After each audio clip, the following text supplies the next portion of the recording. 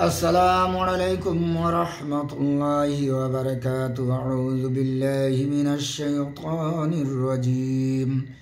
بسم الله الرحمن الرحيم. তো বন্ধুরা, কোরআনুল কারিমের মধ্য থেকে আরেকটি সূরা নিয়ে আলোচনা করব। সূরা ফাতাহ, যে সূরাটির নাম হলো সূরা ফাতাহ। সূরা ফাতাহ আমল করলে কি উপকার পাওয়া যায়, তিনটি উপকার সম্পর্কে আলোচনা করবে ইনশাআল্লাহ। কোনো ব্যক্তি সূরা ফাতাহ 41 বার পাঠ করলে সে যুদ্ধে বিজয়ী হয় এবং গনিমত হাসিল করে, সে বড়লোক হয়। সূরা ফাতাহ যদি 41 বার পাঠ করে, যুদ্ধ বিগ্রহে যায় তো সে বিজয়ী হয়ে ফিরবে ইনশাআল্লাহ, এবং সে ধনসম্পদ লাভ করবে। যদি ধনসম্পদ লাভের উদ্দেশ্য করে যদি পড়ে 41 বার, তো ধনসম্পদের মালিক হবে।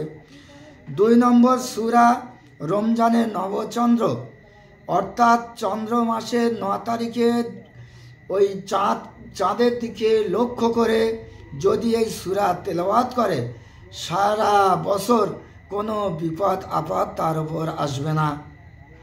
বন্ধুরা, চাঁদের 9 তারিখে, যে কোনো চাঁদের 9 তারিখের দিন ওই চাঁদের দিকে তাকিয়ে তাকিয়ে সূরা ফাতাহ পাঠ করবেন 3 বার, ইনশাআল্লাহ সারা বছরব্যাপী বিপদ আপদ থেকে আপনি হেফাজত থাকবেন।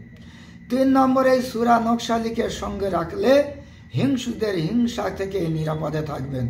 আল্লাহ পাক আমাদের শোনার থেকে বেশি বেশি করে আমল করার তৌফিক এনায়েত করুন। আল্লাহুম্মা আমিন।